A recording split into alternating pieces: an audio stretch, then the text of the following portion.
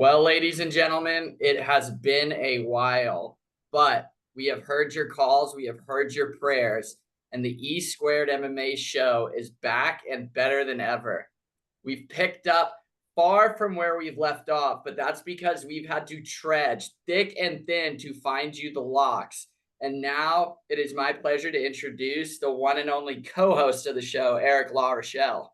And through thick and thin, we have been gone for a while, but what an event to come back to, right? UFC 299 in Miami, Mr. 305. We are in South Beach, and boy, do we have a list of bangers. Yeah, so we got UFC 299. We have the bantamweight title on the line. Sugar Sean O'Malley versus Marlon Cheeto Vera. And we got a co-main, Dustin Diamond Poirier versus Benoit, God of War, St. Denis. And let me just say, from top to bottom, this card is amazing. The main event for the prelims is Curtis Blades versus Jailton Almeida. Jailton Almeida, meteoric rise through the heavyweights. Matiz Gamrot versus Rafael dos Anjos. We have Felipe versus the Hulk, Michel Pereira, and then we have the UFC debut of Michael Venom Page. Michael, I was just looking at the prelims, and it's almost they could have had a whole fight night card just based off that. You know, you have RDA dos Anjos, who was a former champion, Munoz, who's fought for the title a handful of times, Curtis Blades, and Almeida, who is a submission specialist for the heavyweight division. It's something that that division hasn't seen for a long time, probably since Frank Mir or Nogueira. Yeah, but let's just get right into it. Starting off the main card, a bantamweight bout. Number 4, Petr Yan, minus 135, versus number 7, Song Yadong at plus 114.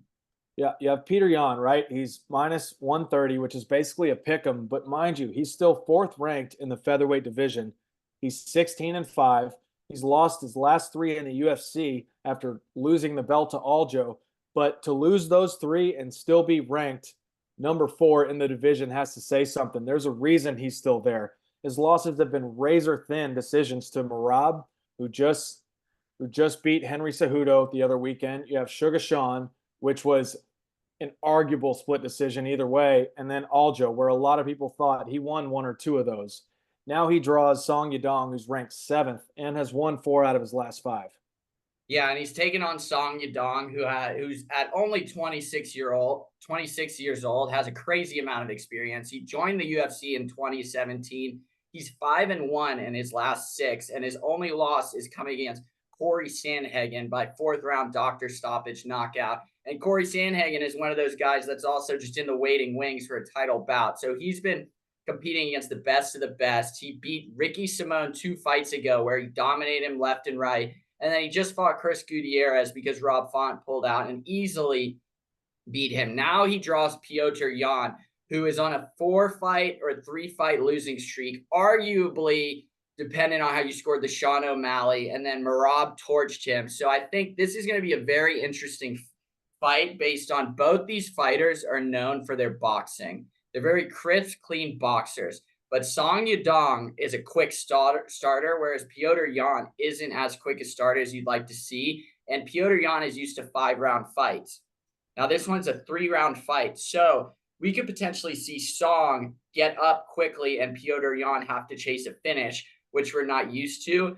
But my big thing for Song Yadong is I think Merab showed he could take down Petr Yan, pretty easily. Now, I'm not comparing Song Yadong's wrestling to Merab, but Song Yadong does have that wrestling in his pocket. And we also saw Sean O'Malley defend takedowns against Petr Yan. So I'd love to see if this goes to the ground, what would happen. But I also think knowing these two guys, we're going to get a banger on the feet. Absolutely. I don't think exactly. You can't compare Merab's wrestling to Song Yadong's because he has a takedown average of 0.5%. So I don't even think it goes to the ground unless it be a knockdown. I really think the X factor here is the level of competition that differentiates. Song Yadong has beaten some notable names, but no one in the top 5 nor the top 10.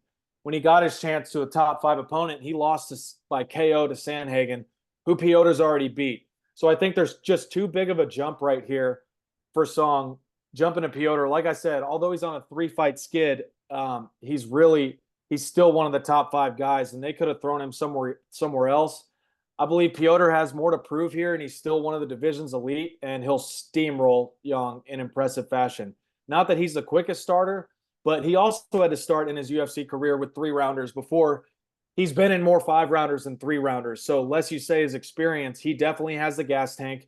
He definitely has the experience, and I'm surprised it's a pick him at -130 +110. I really, really like Piotr's odds here. Yeah, and you can always just bring it back to that illegal knee that Piotr landed on Aljo and just see the difference that his career could have been. That is probably one of the biggest what ifs in all of MMA because he was winning that fight decisively. Arguably, he was honestly gonna keep his title, and who knows? But that bounced him to where he's lost 3 in a row. This is a big fight, Piotr Jan, because here he's at a crossroads, and we all know Dana doesn't like 3-fight losing streaks, let alone 4. And it's just hard to say because if we're being honest, Piotr Jan is one of the best in the world at this weight class. I think he's just gotten the short end of the stick a few times. But my deciding factor for Song Yadong is pressure. I think if he pressures Piotr Jan, we've noticed in the Sean O'Malley fight and the Merab fight, Piotr Jan does not like fighting off the back foot. He likes to get in your face and pressure you and just overwhelm you with some nice crisp punches and his fucking right kick. I think if Song Yadong can back him up early and get Piotr Jan thinking about the takedown versus the hands, I think it's going to be a very competitive fight. So that's why, as much as I love Piotr Jan, I'm taking Song Yadong the dog here by unanimous decision. I don't see a knockout. There's no way that, and God forbid he submits him. But I think beyond the whole betting, I'm taking Song plus money. I think this also, if you can bet on it, I don't even know. I would take this as fight of the night. I think we have a really special fight on our hands here. I mean, I was going to put that top 3 in fight of the nights based on this card, and we're going to dive in a little bit deeper to that. But you were right as far as the takedowns and the submissions. That's not really going to be a part of this fight. They're both averaging less than 0.5% on submissions and takedown averages. The only way, this gets to the floor is if someone gets dropped or a knockdown. The part that bothers me is that I feel like Dana is throwing Piotr Jan as the form of a gatekeeper for this division. And I think it's way too soon. Although he's been on 3-fight skid streak, you have a gatekeeper, maybe around like ranked 5 through 8. And the fact he's still 4, saying top 5, he's still got the juice. And I think the thought that he might think he's a gatekeeper, this man still is a lethal threat to the title. And I think his journey starts back now with a KO inside 3 rounds. And I think it's even more of a slap in the face that it's a pick 'em. I would have loved Song Yadong if it was, a plus 2-1 or higher. But the fact it's a pick 'em, either Vegas knows something we don't, or I just don't know. I think Piotr Jan takes this one. Yeah, and I think this division also is kind of how the lightweight division has been for a while. It's very top heavy when you look at it. You got Merab at 1, Aljo 2, Corey Sandhagen 3, Piotr 4, and Marlon at 5. So, there's a lot of waiting around. And, Piotr Jan, I think Dana looked at him and realized he's on a 3-fight losing streak, and I'm not going to give you that number 1 contender fight. So he's giving Song, who's 7, who's trying to break into the top 5. But, if you told me Piotr Jan wins this fight, I will not be surprised. If you told me Song Yadong wins this fight, I will not be surprised. I'm taking Song as the up-and-comer off of the versus 3 fights. I think Piotr Jan might have a big decision in his career to make, and that's why I'm riding with the dog here. Absolutely. And Sean Shelby did a hell of a job with this hold card. That's why we're having a really deep dive into each of these bouts to make a difference aside from the odds. Yeah, so moving on, we have a welterweight fight between Gilbert Burns at number 4 plus 100 versus Jack Della Maddalena at number 11 minus 120.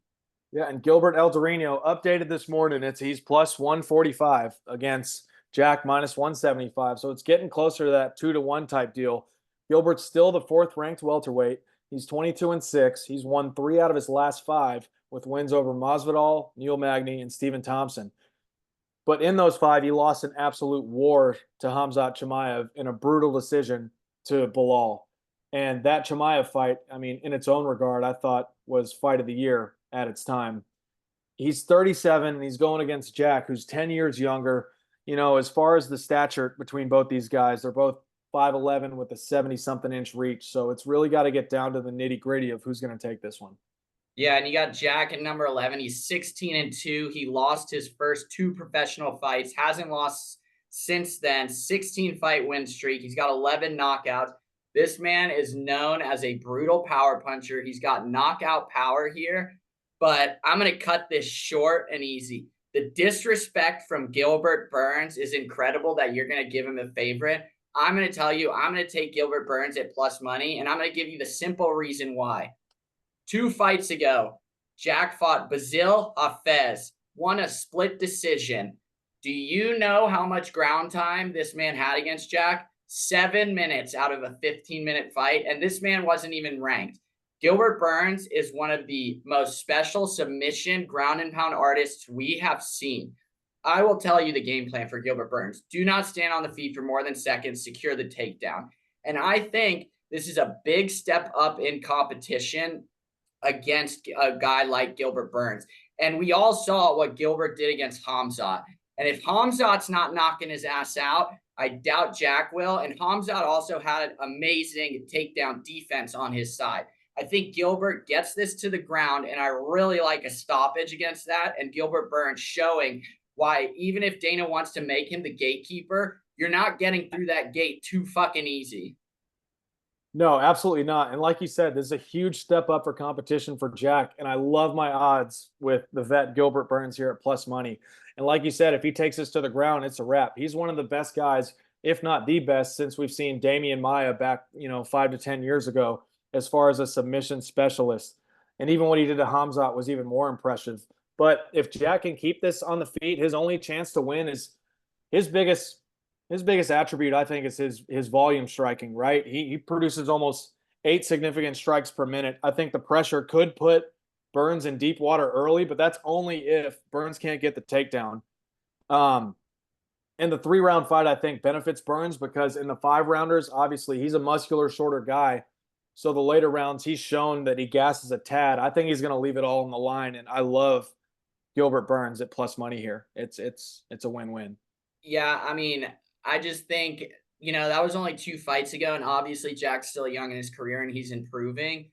But, after watching that fight and I'm watching this guy, he's still in the UFC. He's a very good fighter, no doubt. But to be controlled like that easily, and now you're fighting Gilbert Burns, I just don't see how much, ability or training you can do. Because, that was only 6 months ago. That was in July of last year. So, how much has he gotten better on the ground? And I just think that's a huge flaw in his game. And I think that's why, like you said, Sean Shelby did an excellent job matchmaking this, because I think he matched him up against the guy that's known for brutally taking you down and, smothering you and laying ground and pound. And, the fact that you're getting Gilbert Burns at this plus money and the way the odds have been going, I wouldn't doubt if Gilbert Burns continues to climb in the odds. So, I would wait very close to the fight and then take Gilbert Burns because, I just don't see a way that Gilbert Burns does not secure a takedown and Jack somehow figures it out. Like, I just don't see him stuffing takedowns and keeping it on the feet and really putting Gilbert in a severe disadvantage. Like, continue to climb the odds, or what do you mean? Like, you think Gilbert's going to continue to become more of an underdog between the next 24 hours? Or do you think he's going to come close to a pick'em? Because if he's coming close to a pick'em, you got to take the money now, because I only think it's going to get closer. You have him right now at plus 145. If anything, I think it's going to be closer to a pick'em. So if you're going to parlay this or take any which way I would take Burns ASAP, because I think it's going to get closer. Just the way we see it the complete opposite way. But listeners, you both heard us say Gilbert Burns, so take him whenever you want. I'm getting greedy, maybe trying to squeak out a little more odds, but I think we're fairly confident in how I see this going down, and I think Gilbert Burns, wins this. Literally, unless Jack just lays it on him in the first couple minutes to where Gilbert is so compromised that his hands are up there. But I know Gilbert and his team in every fight they won it on the ground, and this fight's not going to be any different. And I just think Jack's takedown defense is not going to it's not going to be there. 100%. Yeah. The fact we've had these first 2 fights as basically a pick'em, and there's been no heavy, underdog in favorite. That again, more props to Sean Shelby. He's getting it closer and closer to a massive UFC 300 event, and 299 is gonna be no different. Yeah, and even throughout the whole card, they're very close to pick'ems. There's a few minus 300, but a lot of plus 150, minus 120s. Now, we got the third fight, and it's a special fight. We got a welterweight bout between 13 Kevin Holland and the UFC debut of a legend in Michael Venom Page. Still no odds yet. I can't find him on UFC. Lauro, do you have any? You got him? I got the odds. Yeah, you got Kevin Holland right now at minus 130, right? He's the 13th ranked welterweight. He's 25-10. He's won 2 of his last 3. And this is what impresses me the most, right? He knocked out Santiago Ponzinibbio, who is a renowned striker, and submitted Michael Chiesa, who is a Brazilian Jiu-Jitsu ace. The way he's won these last 2 fights is so impressive. I don't think he'll understand. It reminds me of John Jones when he went in to strike with Lyoto Machida and won. He went in to dirty box with Glover Teixeira and beat him at dirty boxing. And the way that shows true colors of a future champ, if I haven't seen it before. It's the way he's doing it. But then he lost, obviously, a tough decision to Jack Maddalena, who, I mean, they could have flip-flopped this 2 and 3 spot where they're at right now on the card. But nonetheless, he welcomes Michael Venom Page to the UFC in proper fashion on a card like this.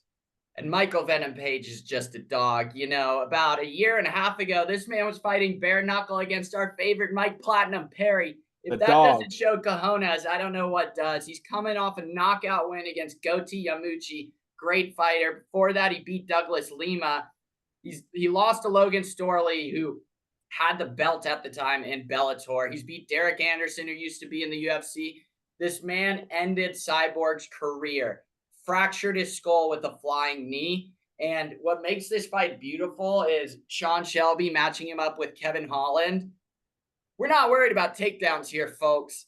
We're going to get a beautiful stand-up striking exhibition between Michael Venom Page, who might be one of the most creative strikers on the planet, versus Kevin Holland, who is no slouch either in his own right. They're very similar builds, you know, long and lanky, that build you want for a striker. And, you know, it's going to be another just banger on the feet. That exactly. You took the words out of my mouth. Both these men are tall, rangy fighters, about the same size at 6'3", with around 80 inches of reach. Where we differentiate, we all know what Page brings to the table, right? Flashy striking. But as far as I'm concerned, he's been fighting donuts in Bellator. I don't have any respect for Bellator. I am Team UFC. This is why we do this. This is the upper echelon of where we need to be. And if you want to come to the big stage, you're going to fight the big stage. And he draws Kevin Holland, who is a match made in heaven. And I'm thrilled to see Kevin introduce him to the big leagues, because he's not going to stand there. He is going to battle back and forth, and Page is not going to have that rangy distance to just tee off whenever he wants. Holland will not let that happen. And like you said, this fight will not go to the ground. And yeah, I'm Team UFC here. Kevin Holland's taking this. Yeah, and I mean, you know, the only thing is, I'm going to differ because I'm taking Michael Venom Page. It's going to be a bang. The only thing you do have to worry about, and it just sucks to say, but like, what Kevin Holland are we going to get? You know, are we going to get the jokester Kevin who's going to be in there? Or are we going to get serious Kevin? Because if we get serious Kevin, we got a fucking fight on our hands. If we get, you know, donut Kevin, then it's going to be annoying, because I think the matchup is perfect to welcome Michael Venom Page. You got 2 strikers, you got a volume striker in Kevin Holland, who also has good Brazilian jiu-jitsu, but, you know, refuses to use it and makes pacts with his opponents before fights to say, let's stand and bang. But, you know, Michael Venom Page is 21-2. One of those losses is Douglas Lima, who is one of the greatest fighters of all time. The other was a split decision loss to Douglas Lima. And then he's got a boxing loss to the legendary Mike Perry. I'm taking Michael Venom Page by a flashy knockout. Yep. And this is where we beg to differ, and it's bound to happen in this fucking episode because it's about time. This fight will not go to the distance. I'm confident by a knockout in Kevin Holland in any round you choose. I dislike any other promotion thinking they can compete with the fucking UFC. And Mr. Holland will put the pride and the shoulders of this promotion on his back, because he is the chosen ambassador to defend the UFC and send this piece of shit back to the shadow realm that is Bellator come this Saturday. I love the UFC and I hate newcomers. unless they started from the bottom. And Venom Page is no fucking different. I take Kevin Holland by a landslide. Put that team and Dana White and the promotion on your fucking back. You're getting a serious Kevin Holland this Saturday. There we go. Either way you call it, you're getting a fucking finish in this fight. Don't expect it to go the distance. Now let's get into the big boys. The co-main, the lightweight bout. We got Dustin the Diamond Poirier, number 3 at plus 170. Welcoming Benoit, God of War, St. Denis at number 12 to a top 5 fight. And this is where it gets great, right? This is where we make the money that we don't have, but this is why we love doing this. We got Dustin the Diamond Poirier, plus 175, third-ranked lightweight, 29-8, won last 3 out of his 5 in the UFC. Most recently lost to Justin Gaethje, who is arguably one of the best fighters in the UFC, by KO. He's been fighting in the top 5 for the past 10 years, it seems. This guy, fuck the word gatekeeper, this man has been a perennial champion or contender for his whole career. He draws Benoit St. Denis from France, who has been on a nice tear of his own, and he's trying to crack the top 5. He's won 5 out of his 5 most recently in the UFC, all by finishes. Yeah, and let's just talk about Benoit St. Denis's backstory here. This man used to be in France's special forces, and then he said he wanted to take up MMA. He's 13-1 with 13 finishes. His nickname's the God of the War, and he puts it on display always. But let's take a step back and not get caught up in the God of War special forces. The fact that Dustin Poirier is a dog in this fight is absurd. We have one of the best lightweight fighters in UFC history versus a guy who's he's 12. He's not even top 10, who's coming off a disgusting knockout kick to Frivola, Matt Frivola. But somehow these odd makers are convinced that Benoit is going to steam. I don't know if it's the knockout that Dustin just suffered from Justin Gaethje, but let's take another step back. Justin Gaethje are also one of the best lightweight fighters in the world. One of the baddest men on the planet. You know, this fight's going to be very interesting because Benoit has very good ground game. And, you know, Dustin's no slouch on the ground either. He's a black belt in Brazilian Jiu-Jitsu. But, you know, Dustin's at his best when he lets those hands fly and he gets into that dirty boxing, up and close, liver shots to a hook, to an uppercut, and really puts the damage. And even in the Conor fight you saw, Dustin has mastered that calf kick so beautifully. And I think the key to Dustin's victory is that calf kick early to stunt the ability to take a takedown. Yep. I literally, you're taking the words out of my mouth. I was just going to say that Benoit St. Denis, his takedown is lethal, right? He averages almost 5 takedowns per fight, and that's massive. But right, I mean, to give him credit, right?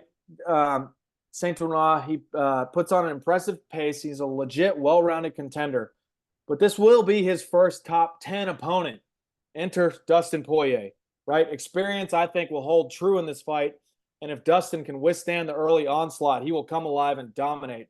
Dustin looked great before that head kick landed with the Justin fight most recently. His mindset is championship fights, right? The past decade. This has to be a mental checkpoint to be like, what the fuck are they throwing me? Unless they think I don't have it anymore and they think I'm on my way out, even after one loss. And this isn't even an X factor, but this is my statement right here.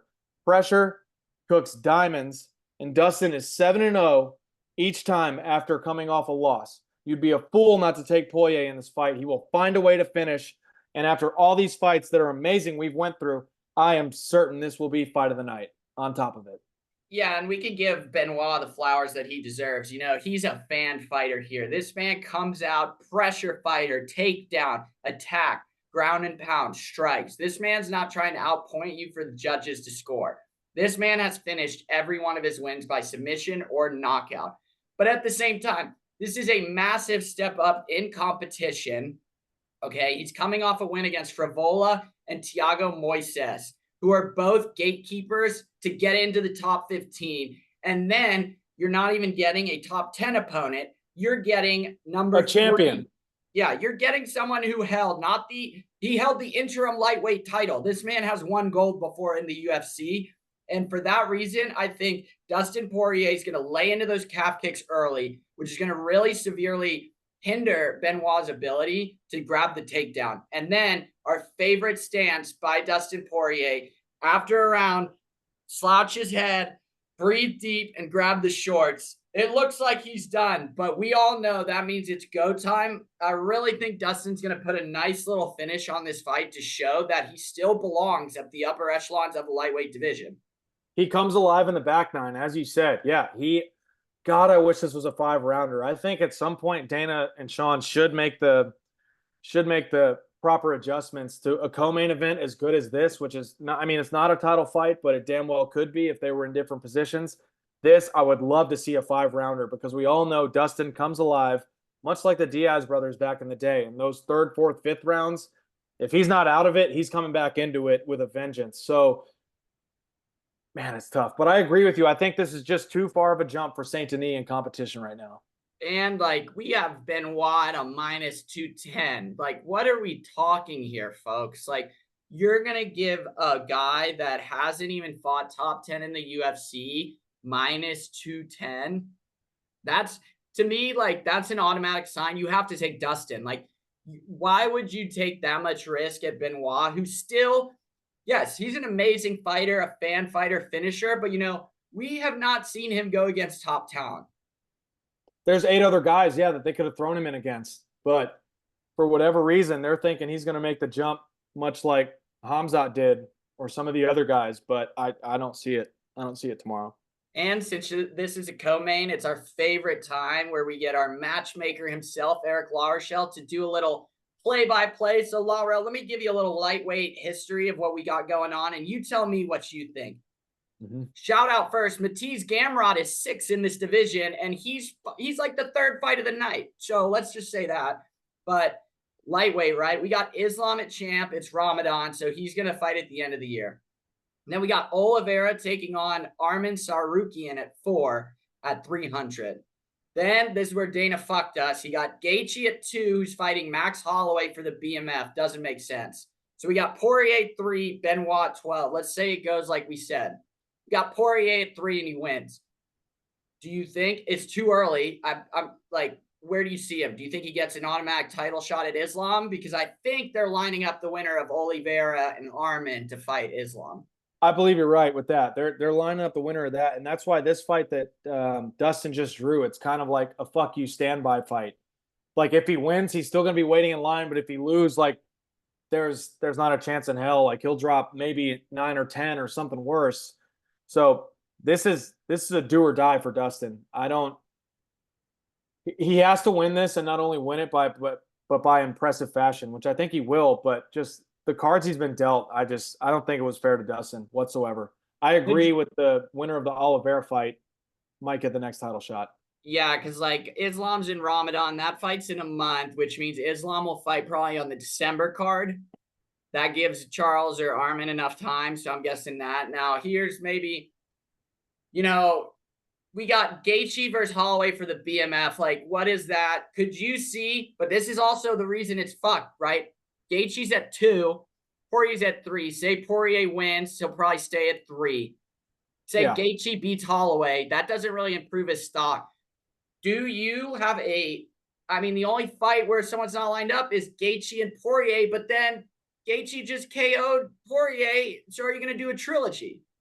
It's either that they're lining up both these guys, Gaethje and Poirier, to be a standby fight because I really think they're going to see if Arman, how he does with Oliveira, because I think either one of those fights, because they're so evenly matched and it's a square off as far as the rankings, I think whoever wins that decisively gets the next title shot. And then I hate to say it, but if Gaethje and Poirier win in the next couple months, then I wouldn't be mad at a trilogy fight, but I bet those two guys will be mad that they have to wait even longer for a title fight. So it's clear to see Dana's agenda here, and I don't think it favors Poirier or Gaethje. No, and I think the lightweight divisions has been like this for a while. It's very top heavy. I forgot to throw out there too, Chandler's at 5. But like Poirier already beat Chandler. So and since Gaethje's fighting Holloway, what do we do with Poirier after this fight? Say he wins. the ranking, he's not going to bump up. He's still going to be 3. And then I promise you, Charles or Armin's going to fight Islam. So like, and are they going to do a trilogy with Gaethje? Like, and then I'm looking down the rankings. You got Fiziev or Beneil Dariush, Jalen Turner, Dan. Like, nothing really makes sense for Poirier. So like, even with the decisive win, like I'm guessing another year off. Like, there's no quick turnaround fight, you know? Not for any of them, because you look through 6 or 10 and you got Dariush, Fiziev, Jalen Turner, Dan Hooker, Rafael. It's like, I don't know. Dana's leaving these guys in purgatory, which, I mean, it is the most Shark Tank division. It's the toughest division by far right now in the lightweight, have you? But I think he's thinking short term right now to see what happens with Oliveira. And Gamrot and Rafael fight on the undercard here, so maybe a little movement, but like, but that needs to be a fucking main card fight. I mean, the winner of that easily could take a top contender spot. That's how stacked this fucking card is, ladies and gentlemen. I'm telling you. Yeah, and you got all heart to Poirier, all class, because Benoit has nothing to lose here. He has everything to gain. If Benoit wins, he's 3rd in the UFC lightweight division. If he loses, he'll still be ranked, and he'll just have to now sit in turn and climb the ladder. And it's the opposite for Poirier. Yeah. It's the complete opposite for Poirier. They're fucking him, and I don't know what he did except put on fight of the night, wins, fight of the night after another. I don't know why they're giving him the short end of the stick here. But we need to move on. I'm getting fucking heated. This is retarded. Yep. Let's get to the main event. Second time these two men have faced the bantamweight title. We have the Sugar Sean O'Malley defending his title at -218 versus Marlon Chito Vera at +180. And I love about these main title fights because there's really not too much pitter patter or like banter or bluff that needs to get through it. Especially with a fight like this, you really just need to dive right in. Okay, Sean O'Malley -265. I think rightfully so. And as the main card shows, this is the biggest favorite, and it's for a reason. He's 17-1, won 5 out of his last 5 in the UFC. Most recently knocking out Aljo in spectacular fashion. His only blemish on his career is the Chito Vera fight, which he draws for a rematch. But Sean, literally, I think he's come into his own. He's exemplifying the most precision striking and second to none equal with his takedown defense that is shown in each and every one of his fights. You just got to get into it here because Chito's a slow starter and he's going to have to withstand the early onslaught from O'Malley, but there's so many other factors that go into this fight. Yeah, and let's not beat around the bush here. The whole reason this fight was made was because of the backstory and how it would sell, because Marlon Vera's 5-1 in his last 6. His only loss, same guy that fought earlier, Corey Sandhagen, the rightful deserver of the title shot. So we all know this is for backstories. And, you know, to defend Chito, he's a fan favorite. Love the guy. Head down. No bullshit. He's a slow starter, but he's dangerous on the feet. He's a sniper. He has one of the most legendary knockouts of Dominic Cruz with that beautiful left head kick. But, you know, I'm not going to sugarcoat it. I think, as Laro eloquently put it, Sean O'Malley has come into his own. I think the Petr Yan win and I think the Aljo win really gave him confidence that he deserves to be the champion of this division. And I think we get to see a finish tomorrow, which I think right now is +280, and I like that. And Marlon Vera has never been finished in the UFC. I think Sean O'Malley gets a beautiful knockout, and I think he cements himself as the new face of this division for a while to come. Absolutely. I think he's got no time of slowing down. He will be the champion for quite a while. I love to dig in these X factors, and the way I see it for this fight, it will be Chito's leg kicks, which are lethal to counteract the distance from Sean's jab. Because Sean's jab, that's where his precision comes from in the beginning. They're both switch stance fighters, so you're going to see a lot of both sides, especially if Chito lands those leg kicks in an early round. Sean is equally as technical and precise on his other foot in different stance. The thing where I love even more about Sean's striking is that on the other side, Chito doesn't utilize the greatest head movement.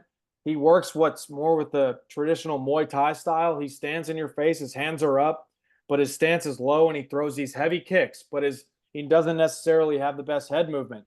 And I think the longer the fight goes, though, aka after the second round, Chito's not his volume, but his damage control, and he comes alive in the back nine, much like Dustin Poirier. I think if Sean doesn't finish this early, we could be in for a potential war and another fight of the night, which there's plenty to go around on this card. Yeah, and Lara said it beautifully. O'Malley's a perfect example of a counter striker at his best. And Marlon Vera, like you said, with that Muay Thai stance, he does keep his head on a straight line very often, which just sets up beautifully for Sean O'Malley's counters. Sean O'Malley also has a gas tank, and I'd love to see. I think these guys both come out very testy of each other, but I do agree. I think it's going to be beautiful and bring this whole story together. I really think Cheeto's going to employ those leg kicks early because of the last time this happened, and I'd love to see what the adjustments O'Malley made. And I would love to see this fight get into the later rounds and really see some heart out of these two. But in the end, I still think Sean O'Malley gets the dub. Absolutely. I think overall, O'Malley is the better fighter everywhere, and it will show Saturday night. And if you're feeling frisky, I'd take him by knockout, and you can pick 1, 2, 3, maybe not 4 or 5, but anywhere inside those those 1, 2, 3 rounds, I'd take O'Malley by knockout. And before we leave, we're going to wrap it up with this division. It'll be quick. Say Sean O'Malley wins. Who would you like to see him next? Merab, Sandhagen, or Ilia Topuria? As a matchmaker made in heaven, I'd love to see Ilia Topuria, because I think Sean could easily go up 10 pounds and hit that featherweight division. If he cements himself here in bantamweight and takes out Marlon Vera in decisive fashion, give him someone like Ilia, because I think Sean's a natural featherweight anyways, and I'd love his striking, and I just want to see Ilia shut the fuck up. I'm sick of it. He's already calling out Khabib and Islam, and it'd even be more beautiful from a lower weight class just to put him in his grave. Wow, you heard it here first. We want to see a Sean O'Malley double. This is goodbye. Lara, I'll let you get the last word in. We will be back and more consistent soon, ladies and gentlemen. Please tune in, tell your friends and family, and hit your betting odds. You can bet through whoever you want, me included. But my God, do Evan and I love doing this, and we're going to keep it going moving forward. Thank you, guys. Out.